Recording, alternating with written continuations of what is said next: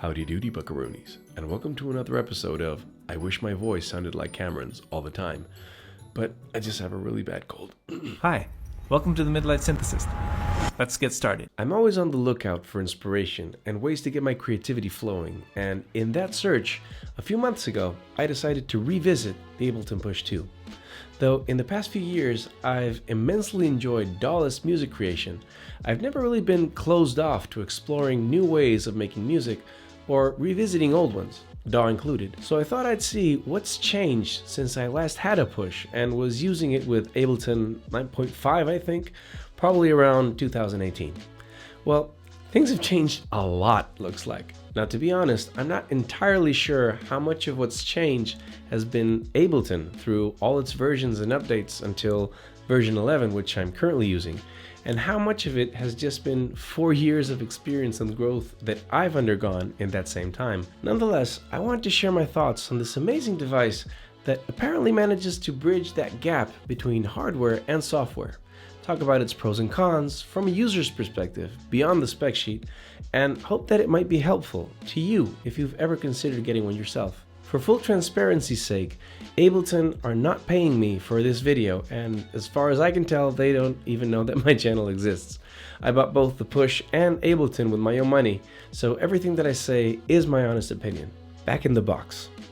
As I've said in previous videos, two of the things that mostly turned me off about music production in a DAW were first having to look at a computer screen, which I already do plenty of at my day job, and also that overabundance of options and information that's constantly on display. Be it all the VSTs, presets, audio plugins, what have you, it always felt like trying to drink water from a fire hydrant. The Push has made using the DAW a bit less daunting and entertaining, since in a way you're not visually overwhelmed all the time by having everything at view at once. You get the essential controls, clips, scenes, and that's it. Of course, it can feel a bit menu divey when you're trying to find a plugin, for example, but since I can favorite my most commonly used ones, it's not much of an issue.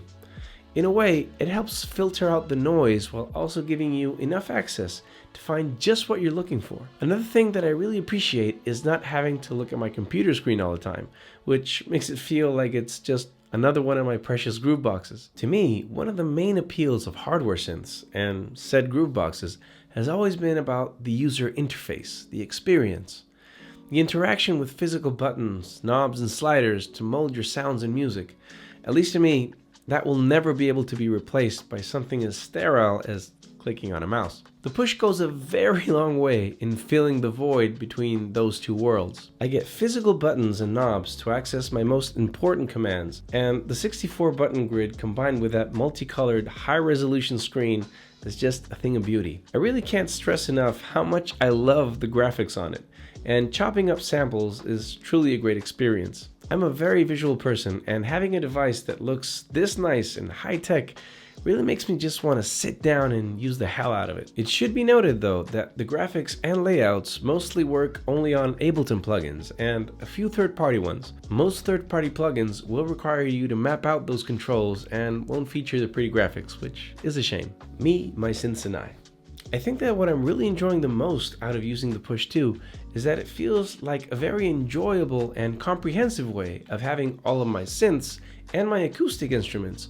working together for the quick development of musical ideas. I've been using hardware samplers and loopers for quite a while now, and even though their limitations do breed all sorts of creativity, sometimes you just want the freedom to be able to do whatever the hell you want without anything holding you back. Things like setting tempo, loop length, arming, and soloing tracks are done in seconds thanks to the Push, as well as duplicating and editing clips on the fly. Though all of that is cool, the 64 button grid's secret killer feature is the ability to trigger different combinations of clips and come up with new scenes by making pre-existing clips into something new. Apart from making scenes, you then have the option to live play them however you want, and it's just a great way of letting loose and getting carried away with making new samples and tracks out of what you've already recorded.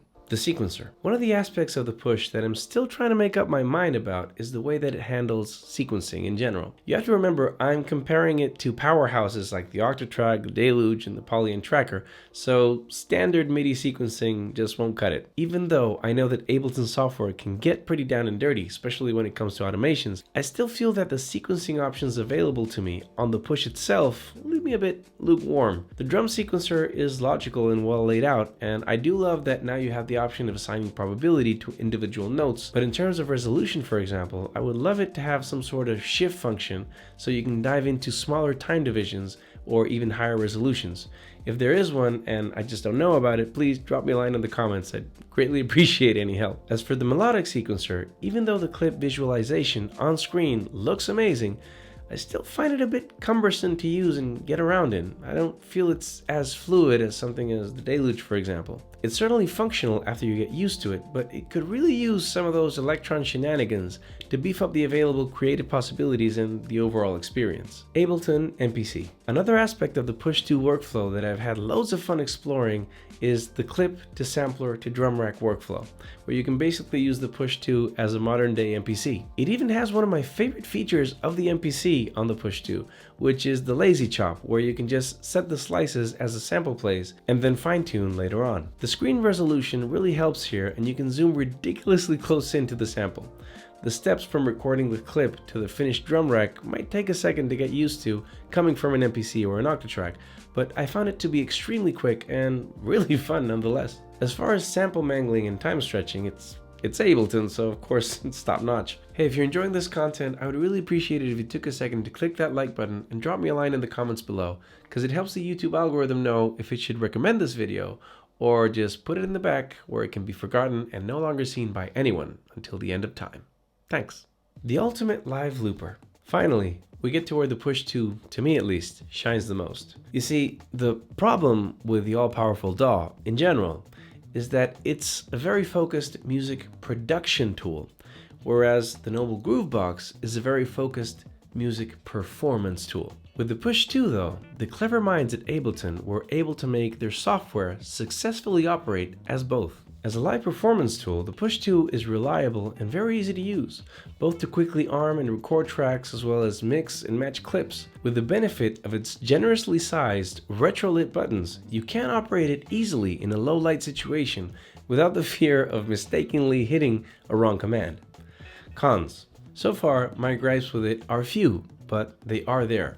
First is the physical footprint. Not only the Push 2, which is pretty big on its own, but also the computer you'll need in order to use it. This isn't the most portable of setups, nor is it one that you can jam on the couch with. You'll need a proper desk to set all this thing up, or at least a couple of stands. My second gripe is with the Push's lighting, particularly with the 64-button grid. You can power the thing with USB only, which is a nice option to have, but the trade-off is that the buttons get so dark that even with just normal room lighting, they become all but invisible, as does the screen. If you do power it up using the AC adapter, things get way better and it looks amazing, but still, this is a device meant for low light music producer basements and dungeons and performances in badly lit, ill-reputed clubs. I wish you very good luck if you want to jam with this thing in broad daylight. I even remember a girl on Instagram that posted a video jamming by a pool or something with a Push 2, and half of the comments were people complaining that the thing wasn't even turned on,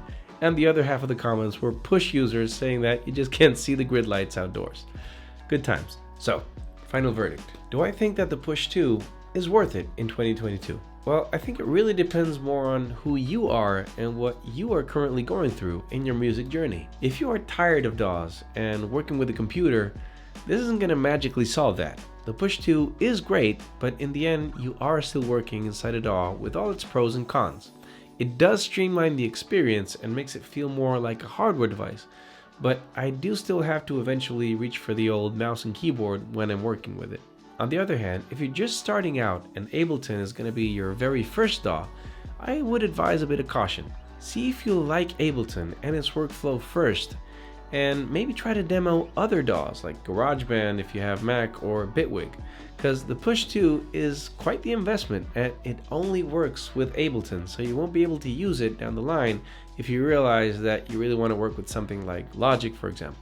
If you are already an Ableton user and you plan on remaining one, then my answer is a resounding and definitive yes.